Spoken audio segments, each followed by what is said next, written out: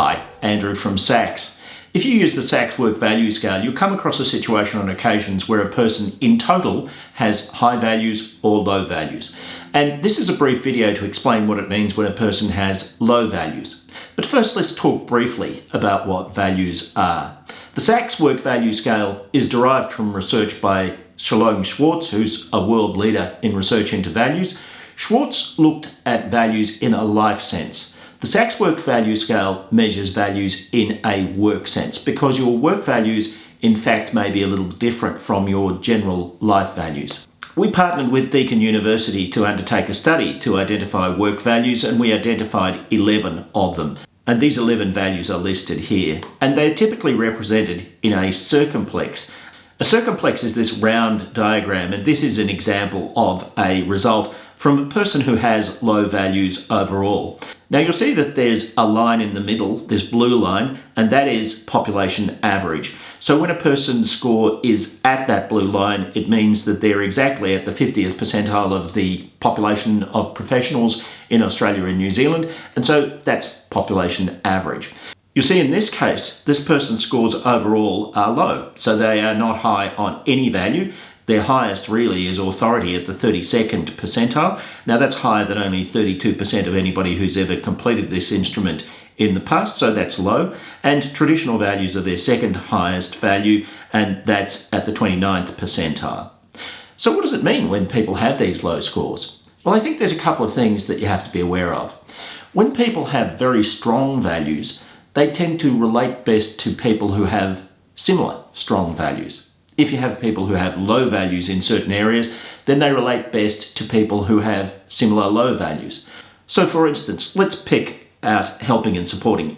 So if a person has high scores on helping and supporting, what that typically means is that they relate well to people who are similar.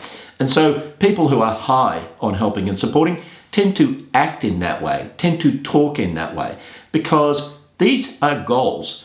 Values are goals. They're things that I want to live out in my work life. Now, similarly, if on the other hand, I'm a highly ambitious person and the group that I'm working with is like that, then I'm likely to relate well to them and they're likely to like me. Now, the problem is that when a person is low in these values, what it means is that people will tend to see them as somewhat lukewarm in what they care about.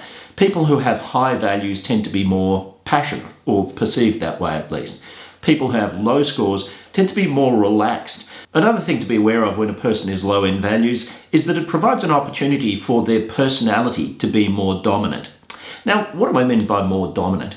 Personality is heavily genetically determined. Values tend to be learned over the course of life. There's good, strong research evidence that our values that we have at age 15, let's say, or 20, can be very different from the values that we have acquired in the course of our life when we're 60, let's say. Personality tends to be much more stable than that and much more longitudinal in the way that it expresses itself in our life. Now, values and personality can both have a big impact on our actions. Personality tends to assert itself more because it's got that genetic basis, but values can affect the way our personality is actually lived out at work. And let's use the example of the value of variety. Now, what that means is that the person seeks variety in their work. They want to have varied work. They believe it's important to have varied work. In effect, they've learned somewhere in their career that variety is a good thing to have for them. If you look at the personality characteristic of openness to experience here, this is a personality characteristic that says, I am welcoming of new things. I like new things. I'm not threatened by new things. Now you can see how if a person has the personality characteristic of openness to experience plus the value of variety together, they kind of add up to both a learned and innate tendency to like change and to like different things. So that means that the person will be untroubled in seeking new and different things. If, on the other hand, the person has a low commitment to variety in their values, the personality characteristic of openness to experience is likely to express itself strongly. To use another example, so if a person has low levels of commitment to helping and supporting as expressed by this value here, it may well be that there are personality characteristics that will cause the person to act in such a way that they're perceived to be a caring person.